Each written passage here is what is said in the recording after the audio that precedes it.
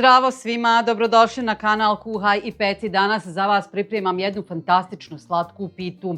Malo za promjenu radimo jednu kombinaciju orasi i jabuke. Jabuke po mogućnosti ako može da budu slatke, nemojte one zelene, one su prekisele za ovaj kolač i upropastit ćete svoj desert. Nećete upropastiti, neko to voli, ali u kombinaciji sa orasima baš i ne ide. Evo ovako, treba nam jufka, samo jedna kašika šećera za tu našu smjesu, malo cimeta po želji ko voli. Ovdje nam je limun koji treba da ide u ovu agdu koju sam prethodno stavila da se kuha. Zašto? Zato što nam treba hladna agda i taman dok mi ovo sve fino smotamo, ona će malo da se ohladi, treba joj još otprilike minutica i pol da kuha i agda je spremna. Da, naravno, jedna kriška limuna. Evo ovdje imam maslac i samo malo ulja. To ćemo sve fino dobro da, eto ja još i pokapa ulje. Sad ćemo mi to obrsati, nemojte nikom govoriti, samo sekundu.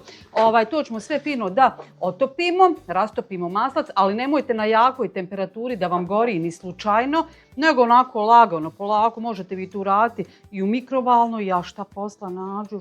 Nemojte nikom govoriti da sam ovako smotana. Nema veze, evo sve sam pobresala, niko ništa ne vidi, još ću ja to kasnije krpom i uglavnom ćemo super. Šta mi sad treba prvo da uradimo? Ovaj maslac moram da vratim, nema ništa na ovome. Naš pored da ne bi zaboravila rastopiti. Orasi su sitno mljeveni. Možete naravno poneki malo onako nasjeckati ako volite dosjetite orah pod zubom. A ja ću sada ove jabuke prvo da ogulim i treba ih narendati. Idemo sa velikom zdjelom. Narendate u veliku zdjelu tako da kasnije sve možete puno lakše da izmiješate. No prije svega toga ja njih moram da ogulim.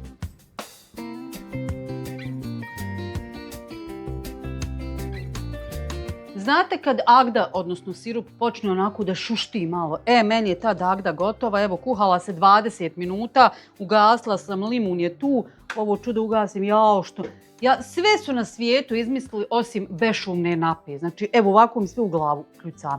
Sada ću dodati, hoću reći samo malo cimeta, ono izleti, da ne pokvarimo previše ukus oraha, znate, da se ne izgube u ovom cimetu. Dodat ću jednu tu kašku šećera i malo ću ovo prvo da promiješam, pa ćemo onda dodati i orahe i fil nam je spreman, jufku imamo. Možete vi ovo naravno raditi sa domaćom jufkom, ali što bi radili sa domaćom jufkom, to možemo ostaviti vježbat za pite.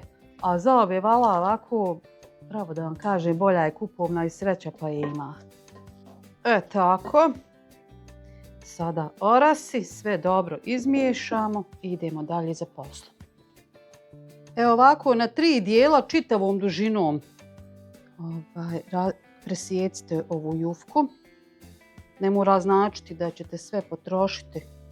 Možete smotati pa ostaviti za drugi dan. Zatim na pola sa ove strane i na pola sa ove strane.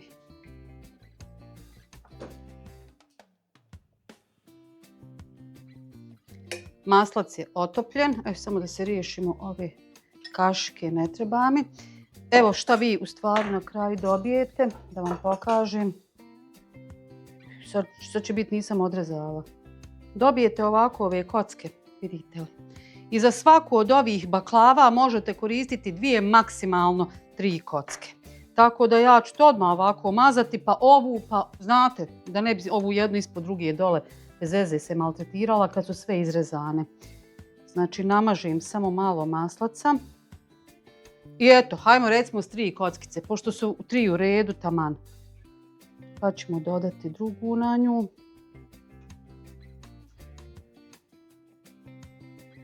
Ovu treću. I to će vam biti taman omjer da ne morate da razmišljate. Evo, gdje mi je treća? Evo je dole. Evo vidite. Sada ćemo tu dodati fila. Evo, otprilike jednu ovako čajnu kašiku. U jedan ćošak.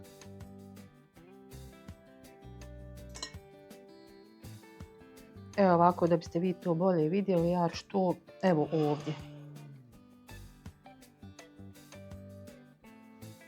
Prebacite s jedne strane, prebacite s druge strane zamotate, ovo čuvate da ostane unutra. Dobijete nešto kao sarmicu.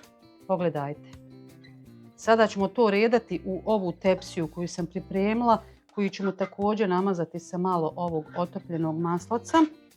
I tako ćete raditi sve do kraja. Pazite, vi ako hoćete veće komade, naravno da ćete izrezati malo veće kocke nego što sam ja. Na primjer, jednu dužinu, dobijete 2 strane i onda odrežete dole na 3 dijela umjesto na 4 i dobit ćete naravno veće kolače. Eto, a ja sada odo dalje za poslom, ovo baš traži puno vremena, redate i to je to. Evo, ostalo nam je malo maslaca, samo sam ga dodatno samo malo zagrijala da možemo lakše namazati. Ovako to izgleda kada napunim jednu tepsiju, a ostalo mi je ovdje za ovu malu, što bi rekli, okolokućna baklavica.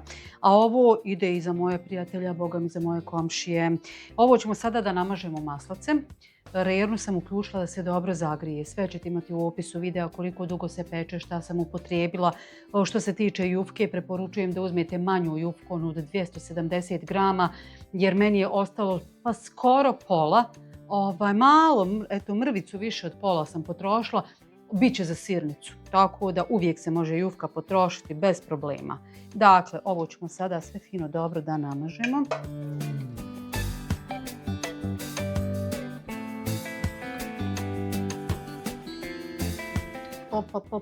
Kako fino plešu po tepsiji. Tako, jedna gotova, druga u rernu nek se peče, a mi ćemo sada ovo da zalijemo. Agda nam se ohladila, kao što vidite nisam pustila da mi puno izgori, s obzirom da ima gore maslaca, već je počelo da hvata. Na laganoj vatri bolje da se duže tište nego da gore uhvate, preplane i onda to kad maslac izgori to je gorko.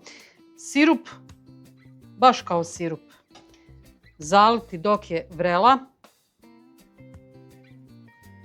Sad će to da cvrči polako. Pomalo. I evo ih, moje baklavice gotove. Možda ima malo više posla nego što biste sa nekim drugim načinom, na neki drugi način radili, ali vjerujte da se isplati. Pogotovo ova kombinacija fila. Doduše vi možete motati kako god želite, ali ovako isto male sarmice tako su simpatične kad izvadite na tanjir. U 2 zalogaja, ova jedna i taman, boga mi ko ima veća usta, 1 zalogaj.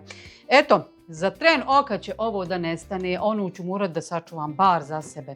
Eto ga, to bi bilo sve za danas. Ako vam se dopada recept, napravite, lajkajte, prijavite se na moj kanal ukoliko to niste, pa se gledamo opet. Ćao!